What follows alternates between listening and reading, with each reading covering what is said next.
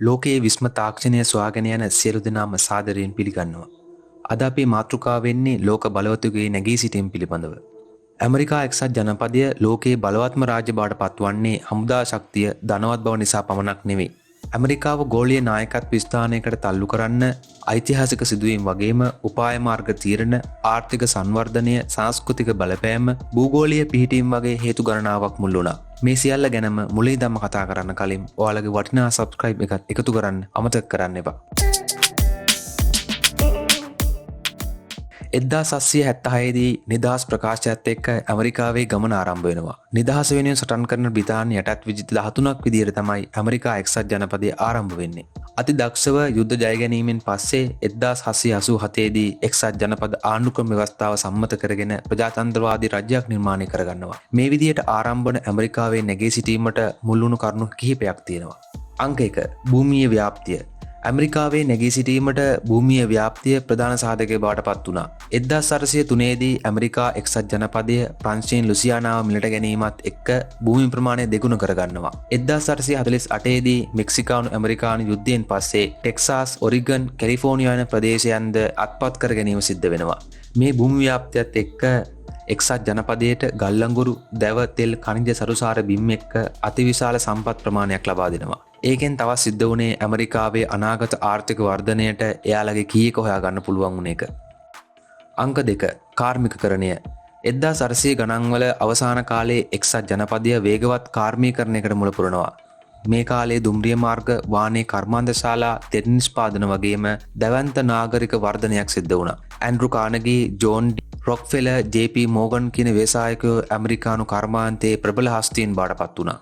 1870 1920 කාලේ යුරෝපයෙන් මිලියන ගණනක් සංක්‍රමණිකයන් පැමිණීමෙන්දා ලාභ ශ්‍රමයෙන් නාගරික වගේම කාර්මිකව නැගී සිටින්නට ඇමරිකාවට හැකියාව ලැබුණා. ඇමරිකාවේ ජනගහනය වැඩිවීමත් එක්ක 1890 වර්ෂය වෙනකොට ලෝකයේ විශාලතම ආර්ථික මූලස්ථානය බවට පත් වෙන්න ඇමරිකාව සමත් වෙනවා. මේ හින්දා අධ්‍යාපන ශාස්ත්‍රයේ හාවර්ඩ්, යෙල්, ස්ටැන්ෆර්ඩ් කියන විශ්වවිද්‍යාල ලෝක මට්ටමේ ආයතන බවට පත් වෙනවා. අධ්‍යාපනයේ දියුණුවත් එක්ක දුරකථන, බල්බය, ගුවන් යානයේ නිර්මාණයන්ට නායකත්වය ලබා දෙන්නේ ඇමරිකානු පුරවැසියන්මයි.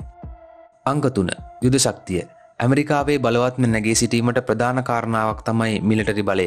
1898 දී එක්සත් ජනපදය ඉස්පාඤ්ඤ ඇමරිකානු යුද්ධයේදී ඉස්පාඤ්ඤය පරාජය කරනවා. ඒකෙන් පස්සේ පිලිපීනය, ගුවාම් සහ පුවර්කෝ රිකෝ කියන විදේශීය ප්‍රදේශයන් අත්පත් කරගෙන පැසිෆික් කැරිබියන් මුහුද හරහා හමුදා බලය බෙදා හරින්න ඇමරිකාව සමත් වෙනවා. පළමු ලෝක යුද්ධයට ඇමරිකා එක්සත් ජනපද එකතු වෙන්නේ 1917 දී. පරක් වෙලා වුණත් මේ එකතු වීමෙන් පස්සේ ඇමරිකා එක්සත් ජනපදය ගෝලීය මූල්‍ය බලවතු බවට පත් වෙලා යුරෝපීය රටවලට බිලියන ගණනක් ණයට දීලා ගෝලීය වෙළඳපොළ අධිකාරියත් ලබා ගන්නවා. දෙවන ලෝක යුද්ධ සංග්‍රාමයේ ඇමරිකාව යුද ශක්තිය ලෝකයට පෙන්වලා ගෝලීය ආධිපත්‍යයේ සැබෑ හැරයුම් ලක්ෂ්‍ය ගන්නවා. 1939 දී ආරම්භ වන ලෝක සංග්‍රාමයේ මුල් කාලයේදී ඇමරිකා එක්සත් ජනපදය මුනිවත රකිමින් හිටියත් 1941 ජපානය විසින් පර්ල් වරායට පහර දීමෙන් පස්සේ ඇමරිකා එක්සත් ජනපදය යුද්ධයට සම්බන්ධ වෙනවා. මේ විදිහට පටන් ගත්ත යුද්ධය 1945 දී ඇමරිකා එක්සත් ජනපදය නාසි ජර්මනිය සහ අධිරාජ්‍ය ජපානය පරාජය කිරීමත් එක්ක න්‍යෂ්ටික බලය ඇති එකම බලවත් රට බවට පත් වුණා. ඒකෙන් උන වැදගත්ම සිදුවීම තමයි ඇමරිකා ආර්ථිකය වගේම හමුදාව කිසිදා නොවු තරම් ශක්තිමත් වීම. අංක 4 පශ්චාත් යුද නායකත්වය හා සීතල යුද්ධය. දෙවන ලෝක යුද්ධයෙන් පස්සේ ඇමරිකා එක්සත් ජනපදය මාසල් සැලැස්ම ආරම්භ කරලා යුරෝපය නැවත ගොඩනගන්න බිලියන 13කට ලබා දෙනවා. ඒකෙන් පස්සේ තමයි ලෝක බැංකුව, ලෝක වෙළඳ සංවිධානය බිහි වෙන්නේ. සෝවියට් සංගමයෙන් බටහිර යුරෝපය ආරක්ෂා කරන්න ඇමරිකා එක්සත් ජනපදය 1949 දී නේටෝ සංවිධානය පිහිටවනවා. ඒක සීතල යුද්ධය පටන් ගැනීම වෙනවා. මේ හින්දා එක්සත් ජනපදයත් සෝවියට් සංගමයත් අතර දිගුකාලීන නිහඬ සටන් නිර්මාණය වුණා. දෙපාර්ශ්වයම ආයුධ තාක්ෂණය සම්බන්ධයෙන් තරඟ කරන්න පෙළඹෙන්නේ මේ වගේ පසුබිමක. එක්සත් ජනපදය විද්‍යාව වගේම අධ්‍යාපනයට විශාල වශයෙන් ආයෝජනය කරනවා. 1969 දී නාසා ආයතන නිර්මාණය කරන ඇමරිකාව පළමු මිනිසා සඳ මතට ගෙන යාම සමත් වෙනවා. මේ අතරවාරයේ කොමියුනිස්ට්වාදයේ පැතිරීම නවත්වන්න කොරියාවේ වගේම වියට්නාමයේ යුද්ධවලද ඇමරිකාව මුල් වෙනවා. මේ සියල්ල අවසානයේ 1991 දී සෝවියට් සංගමය බිඳ වැටෙනවා. මේ විදිහට තිබ්බ සීතල යුද්ධය අවසන් වීමත් එක්ක එක්සත් ජනපදය ලෝකයේ සුපිරිම බලවතා බවට පත් වුණා. අංක 5 සංස්කෘතික හා ආර්ථික ආධිපත්‍ය. ඇමරිකාවේ සංස්කෘතිය හොලිවුඩ් චිත්‍රපට, පොප් සංගීතය, කොකාකෝලා, මැක්ඩොනල්ඩ් වගේම නයිකි නාමයන් එක්ක ලෝව සෑම රටකටම ගමන් කරනවා. මයික්‍රොසොෆ්ට්, ඇපල්, Google වගේ ඇමරිකානු සමාගම් පරිගණකකරණය අන්තර්ජාලය නිර්මාණය කරලා ලෝකයේ විප්ලවීය වෙනසකට මුල පුරනවා.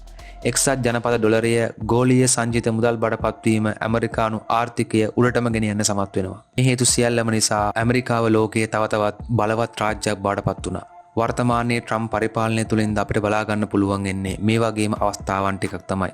අනාගත ලෝකයේදී ඇමරිකාව ලෝක ඉතිහාසයට එල්ල කරන බලපෑම සුළුපටු නොවන බව මතක් කරමින් අද අපි මේ වීඩියෝ එක නතර කරනවා.